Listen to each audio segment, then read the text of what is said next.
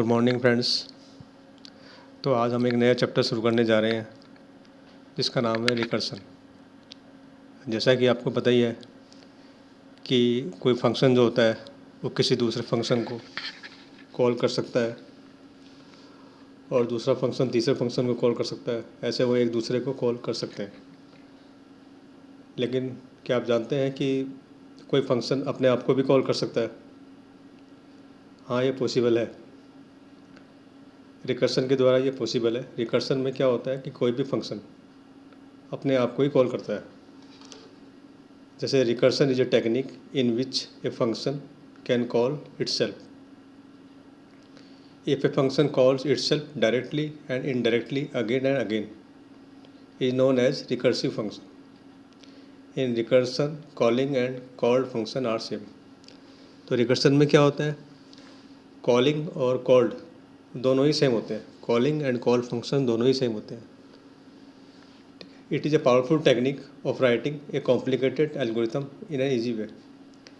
मतलब अगर आपकी बहुत ही कॉम्प्लिकेटेड प्रॉब्लम है तो उसको भी आप रिकर्सन के द्वारा बहुत ही ईजी वे में सॉल्व कर सकते हैं। तो there are two types of recursion, direct recursion and indirect recursion. Direct recursion में क्या होता है? डायरेक्ट रिकर्सन में जो है फंक्शन जो है कोई भी फंक्शन डायरेक्टली अपने फंक्शन को ही कॉल करता है। जैसे ये एग्जांपल दे रखा है direct recursion RECUR print hello RECUR। इसमें क्या हो रहा है? वो अपना आप को ही कॉल कर रहा है और हेलो प्रिंट होता जा रहा है। इनफाइनेटली जो है ये चल रहा है और हेलो भी प्रिंट हो रहा है इनफाइनेटली, कभी स्टॉप नहीं होएगा ये। तो ये अपना आप को ही कॉल कर रहा है। ठीक है। If a function call itself directly from its function body, तो वो डायरेक्ट रिकर्सन है। इन डायरेक्ट रिकर्सन में क्या होता है? If a function calls another function which calls its caller function. इसमें क्या होता है? रिकर वन कॉल हुआ है, रिकर वन के अंदर फिर रिकर टू कॉल हुआ है, रिकर टू फिर रिकर वन को कॉल कर रहा है, फिर रिकर वन फिर अगेन ऊपर जा रहा है, फिर रिकर टू कॉल हो रहा है, फिर रिकर टू से फिर रिकर वन कॉल हो रहा है। ठीक है। तो इसमें क्या हो रहा है? इसमें भी यही हो रहा है, इनफाइनाइटली चल रहा है। इसमें हमने हेलो प्रिंट नहीं किया, प्रिंट हेलो प्रिंट कर सकते हैं इनफाइनाइटली। इसमें भी हम हेलो हेलो लिख सकते हैं यहाँ पर।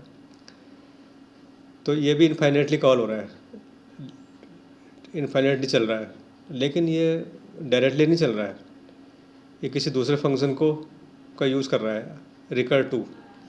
तो रिकर टू के द्वारा ये रिकर वन जो है अपना आप को ही कॉल कर रहा है। ओके।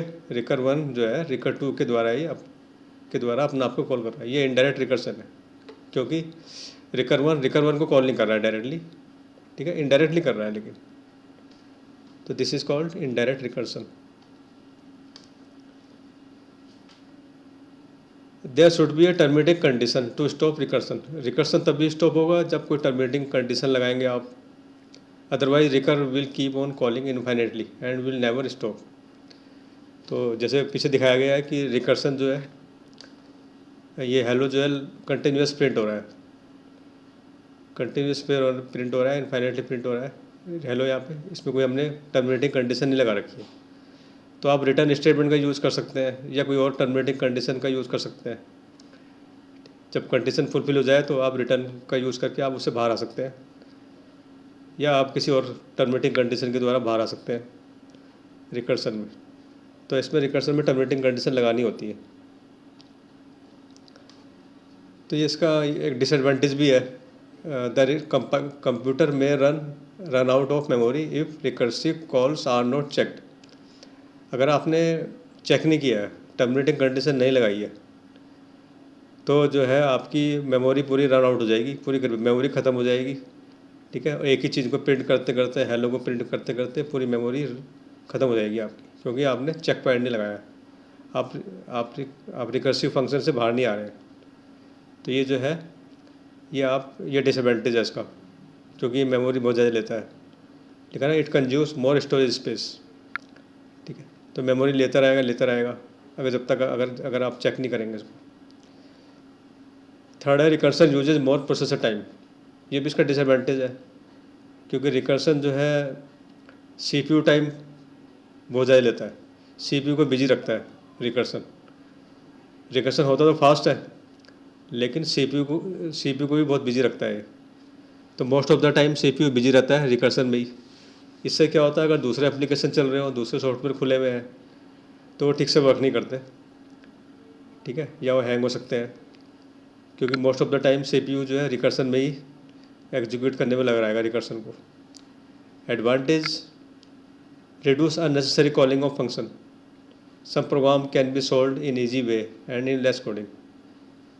तो इसमें अगर आप रिकर्सन से कर रहे हैं तो कॉलिंग जो है वो आपकी जो अननेसेसरी कॉलिंग है वो कम हो जाएगी, क्योंकि आप एक ही फंक्शन को कॉल कर रहे हैं बार बार। आपको 2-3 फंक्शन को कॉल नहीं कर रहे हैं, एक ही फंक्शन को कॉल कर रहे हैं, तो अननेसेसरी कॉलिंग बंद हो रही है। ऊपर से जो है कोडिंग भी लेस हो जाती है, कोडिंग लेस हो जाती है, क्योंकि आप एक ही फंक्शन को कॉल कर रहे हैं तो कोडिंग लेस हो जाती है, और प्रॉब्लम भी जो है इजी वे में सॉल्व हो जाती है।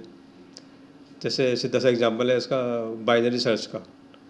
बाइनरी सर्च के द्वारा हम जो है किसी एटम्स को फाइंड कर सकते हैं बहुत ही इजी वे में, क्योंकि अगर आप बाइनरी सर्च से करते हैं, बाइनरी सर्च रिकर्सन से करते हैं, तो जो उसकी जो सर्चिंग होती है वो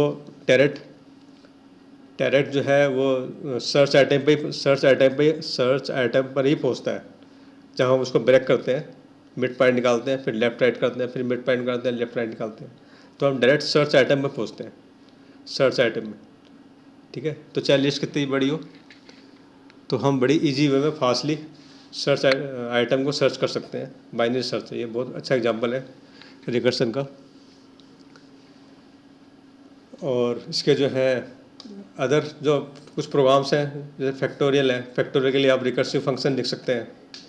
पावर के लिए सपोज एक्स की पावर वाई निकालना है आपको, एक्स और वाई दिया हुआ है, उसके लिए आप रिकर्सिव फंक्शन लिख सकते हैं। फिबोनाची सीरीज़ के लिए रिकर्सिव फंक्शन लिख सकते हैं, प्राइम नंबर के लिए लिख सकते हैं, बाइनरी सर्च के लिए लिख सकते हैं, स्ट्रिंग को प्रिंट कर सकते हैं रिवर्स ऑर्डर में, टावर ऑफ हेनोई का प्रोग्राम बना सकते हैं, बड़ी इंपॉर्टेंट प्रोग्राम है ये।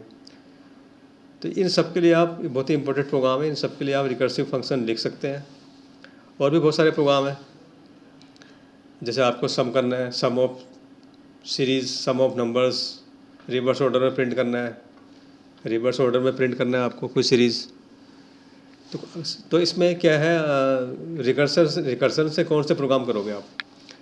रिकर्सन से वही प्रोग्राम होते हैं जिसमें कुछ सीरीज़ होती है, कंटिन्यूस सीरीज़ होती है, ठीक है, चाहे उनके बीच में गैप कितना भी हो, लेकिन एक सीरीज़ होनी चाहिए, ठीक है। असेंडिंग ऑर्डर, डिसेंडिंग ऑर्डर, चाहे असेंडिंग में हो चाहे डिसेंडिंग में हो, एक सीरीज़ चल रही होती है। अगर एक सीरीज़ चल रही है, ठीक है, आप सब में देखोगे, सब में सीरीज़ चल रही है, फैक्टोरियल में, पावर में, फिबोनाची सीरीज़ में कुछ ना कुछ सीरीज़ है उसमें।